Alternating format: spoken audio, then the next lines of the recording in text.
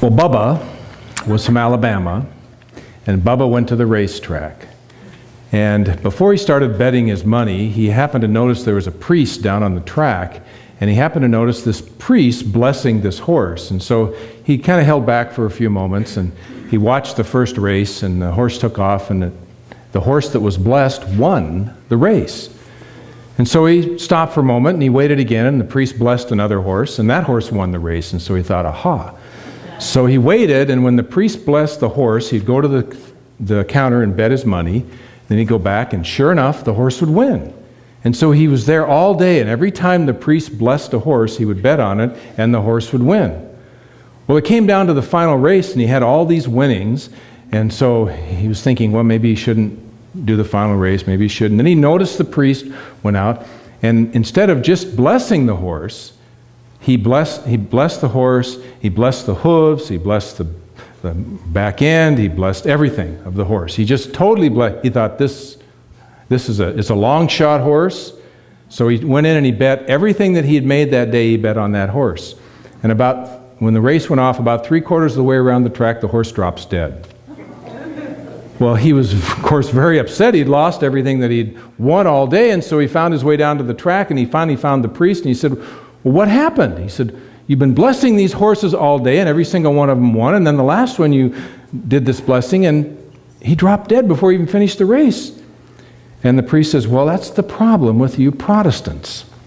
You can't tell the difference between a simple blessing and last rites.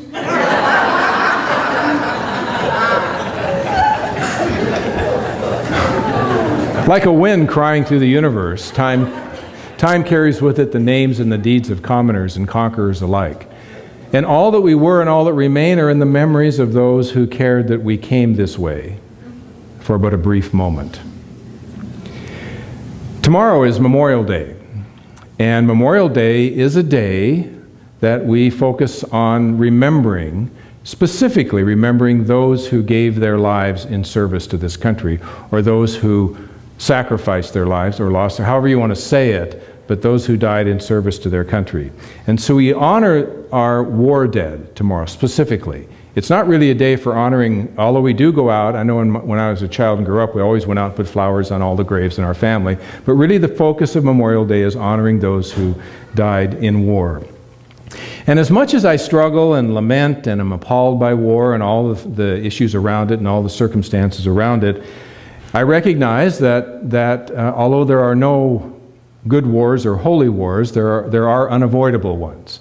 And there are times when those kinds of conflicts show up in our experience, and we must enter into them. And we also recognize that much of our life today came from on the backs of and in the sacrifice of those who were willing to step forward and to show up at a time in the world and in life that was necessary in order for a shift to occur. That each of them had some divine sort of purpose that was present in their experience.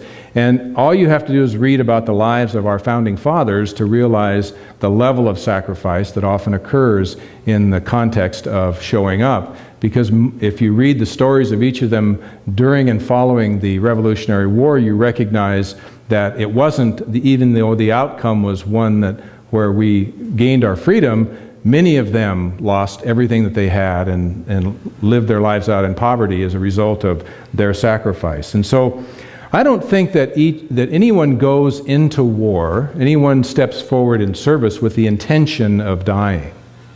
I don't think we do anything with that intention. We go into those experiences knowing that there's a risk, that we put ourselves forward and we're willing to risk the possibility of that happening. I think it's about people who are willing to, and whether it be in war or any other thing in life, it's those of us who are willing to risk on behalf of principle. Those who are willing to stand forward and stand up and say, this is important enough that I'm willing to step forward and I'm willing to create something, not just for myself, but for those who come after me. And I think that's really what we honor in this context. I don't think, we don't have the opportunity to choose the wars that we enter into. We only have the opportunity to accept the role that we are destined to play in whatever those conflicts or experiences might be in terms of our life. I know my generation, of course, our war was the Vietnam War, and that was a very difficult war in many ways because there was an awful lot of dynamics that showed up in the context of that war, and I can talk about a whole sermon about that whole experience and about how my generation grew up with the threat of the nuclear holocaust, and so in the context of war, there are lots of energies that showed up and circumstances that happened. But coming out of that conflict with all of the dynamics, it was a very difficult ending and a lot of bitterness that showed up, the troops coming home from that, and there wasn't a big welcome, there wasn't a ticker tape parade, there wasn't a victory, there wasn't all the stuff that often we associate with that. There was simply a lot of sadness and a lot of bitterness and a lot of dynamics that show up. And it's interesting that in this weekend, how it is that we sort of avoid the topic of death. I mean, here we are looking at these sacrifices and what occurred, and doing that in the middle of folklife festivals. So we go down and we sing, and maybe there's nothing wrong with that as long as we take a moment or just take some time to sort of reflect and to look at who gave what and why, and to honor those experiences and those dynamics. Cheng Tzu said that the birth of a man is the birth of sorrow. The longer he lives, the more stupid he becomes. Because his anxiety to avoid unavoidable death becomes more and more acute. What bitterness! He lives for what is always out of reach. His thirst for survival in the future makes him incapable of living in the present. Now, I took that passage, which is very intense for me, and I turned it into a first-person thing, and I said, my birth is the birth of sorrow. The longer I live, the more stupid I become, because my anxiety to avoid unavoidable death becomes more and more acute. What bitterness! I live for what is always out of reach. My thirst for survival in the future makes me incapable of living in the present. Now, I don't want to be incapable of living in the present. And even though that statement is not the truth in a big T sense, it has some truth in it in the context of how we show up in our life. Because basically, it becomes personal. We look at our fears and how our fears show up and what our greatest fears might be.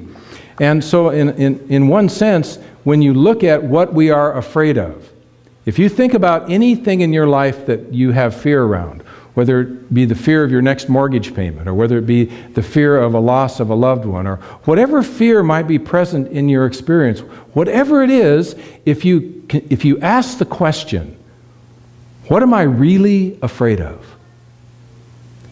What am I really afraid of around this experience? And you keep asking that question at each level. Well, I'm afraid of losing my home, or I'm afraid of losing my job, or I'm afraid of, this or that. Whatever it is, if you keep asking that question and you keep moving down the chain, eventually you will get to your greatest fear, which is the fear of death. Our greatest fear is the fear of death. And so wouldn't it make sense that if we conquer that fear, or if we come into a different relationship around that fear, that perhaps our life might be different? One of the reasons that I prefer, interestingly enough, doing funerals and memorial services to weddings